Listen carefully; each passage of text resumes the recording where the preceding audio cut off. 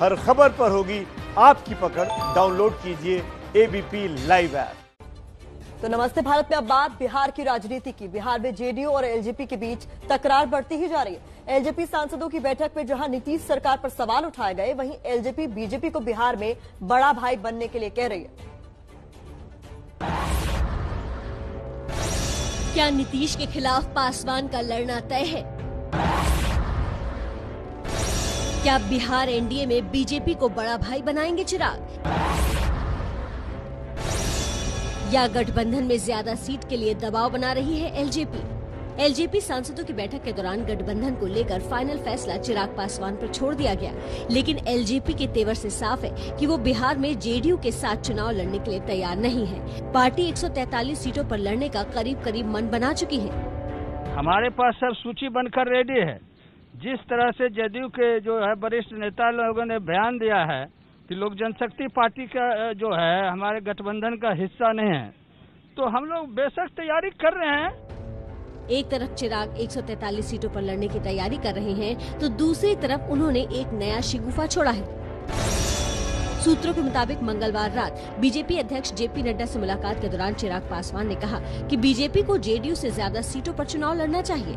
LJP सांसदों की बैठक में भी सभी सांसदों ने इस बात का समर्थन किया कि बिहार चुनाव में बीजेपी को सबसे ज्यादा सीटों पर चुनाव लड़ना चाहिए। हालांकि एलजेपी ये भी कह रही है कि बिहार में अभी चुनाव टलना चाहिए।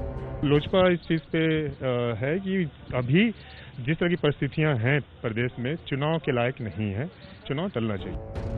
जेडीयू के साथ गठबंधन को लेकर जारी तनातनी के बीच एलजेपी ने एक बार फिर बिहार में अफसरशाही पर चिंता जताई है। एलजेपी ने नीतीश सरकार से दलितों को 3 डिसमिल जमीन देने का वादा पूरा करने को भी कहा है। जाहिर है इन बयानों से जेडीयू और एलजेपी की दूरी अभी और बढ़ेगी। बिहार की राजनीति पर अपडेट के लिए हम सीधे चलते हैं निधि श्री के पास। निधि श्री हमारी संवाददाता पटना से मौजूद है। निधि, बड़ा सवाल यही है, आखिर चिराग पासवान चाहते क्या हैं? क्या वो वाकई में जेडीयू के खिलाफ अपने 143 उम्मीदवार उतार देंगे या सिर्फ दबाव की राजनीति है? देखिए, अभी तक कोई कंक्रीट जो सॉल्यूशन है वो नहीं निकल पाया है। विकास 3 बार जो है इससे पहले बिहार संसदीय जो सांसदों हैं उनकी बैठक वहां पर चिराग पासवान ने की थी, लेकिन कोई कंक्रीट सॉल्यूशन नहीं निकल पाया है। अभी तक यही लग रहा है कि प्रेशर पॉलिटिक्स खेल रहे हैं। लेकिन जिस तरीके से नड्डा के साथ मुलाकात हुई, जेपी नड्डा के साथ, और चिराग पासवान ने कहा कि आप बड़े भाई की तरह, यानी बीजेपी जो है वो बड़े भाई का रोल प्ले करे। और लोकसभा चुनाव में भी अगर देखेंगे तो एलजेपी जो है वो 6 सीटों पर लड़ी थी और बाकी 17 सीटों पर बीजेपी और जेडीयू ने चुनाव लड़े थे। लेकिन इस बार चूंकि बीच में अब जेडीयू कह रही है कि हम बीजेपी के साथ गठबंधन में, एनडीए में, और दूसरी तरफ चिराग पासवान की पार्टी भी कह रही है कि बीजेपी के साथ हम गठबंधन, तो यानी कि कंप्लीट दिख रहा है कि ये ट्रायंगल जैसा बनता जा रहा है और बीजेपी को इसमें कहीं ना कहीं अगुवा का रोल प्ले करना पड़ेगा। और इसी अगुवा के रोल के लिए लगातार चिराग पासवान की पार्टी कह रही है कि आप जो है वो ज्यादा से ज्यादा सीटों पर लड़िए। कोई सॉल्यूशन अभी तक नहीं निकल पाया है। बार बार ये राजनीति में जो कहा जाता है, जो होता है, उसके अंदर की कहानी ये होती है कि थ्योरी ये चल रही है कि अगर चिराग पासवान जेडीयू के खिलाफ उम्मीदवार उतारते हैं तो इसका सीधा फायदा बीजेपी को होगा। बिल्कुल साफ बात है, और वो ख्वाब पूरा होगा जो दशकों से बीजेपी जी रही है अपने मुख्यमंत्री की।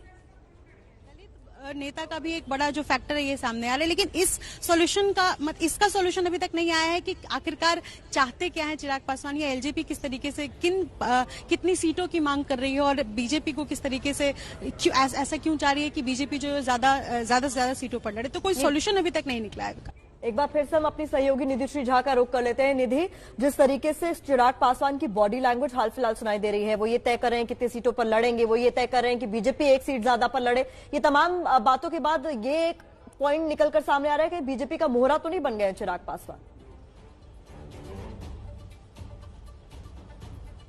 जी देखिए, ये कहना अभी जिस हिसाब से जो बातें चल रही है लगातार, ऐसा नहीं है। अभी तक जो बयान नीतीश कुमार के लिए चिराग पासवान की पार्टी की तरफ से आया है उससे ये स्पष्ट नहीं हो रहा है कि क्या चिराग पासवान वाकई एनडीए से अलग होना चाहते हैं या वो नहीं चाहते हैं कि जेडीयू और बीजेपी साथ में चुनाव लड़े और उसका हिस्सा चिराग पासवान की पार्टी हो। ये सब कुछ क्लियर नहीं हुआ। हालांकि अगर देखें बीते कुछ महीनों से तो लगातार वो सीएम नीतीश कुमार और उनकी योजनाओं पर निशाना साधने से कहीं भी बाज नहीं आ रहे। लगातार वो ओपनली स्टेटमेंट्स दे रहे रहे हैं उनकी योजनाओं को लेकर। कुछ दिन पहले उन्होंने दलित को लेकर चिट्ठी भी लिखी थी सीएम नीतीश कुमार को। तो इस तरीके से ये सारी चीजें चल रही है। लेकिन जिस तरीके से जेपी नड्डा के से उनकी मुलाकात हुई चिराग पासवान की, तो उसमें जो कुछ बातें निकलकर सामने आई उससे यही है कि चिराग पासवान की पार्टी या एलजेपी यूं कह लीजिए कि कहीं से भी नरमी नहीं दिखा रही है नीतीश कुमार के लिए या जेडीयू के लिए। इस तरीके की कोई भी लगातार वो पीछे हटने के लिए तैयार नहीं है। तो इसमें सबसे बड़ा रोल बीजेपी को ही प्ले करना पड़ेगा कि वो किस तरीके से मैनेज करवाती है, क्योंकि 143 सीटों पर पहले से ही ये घोषणा कर चुकी है एलजेपी की वो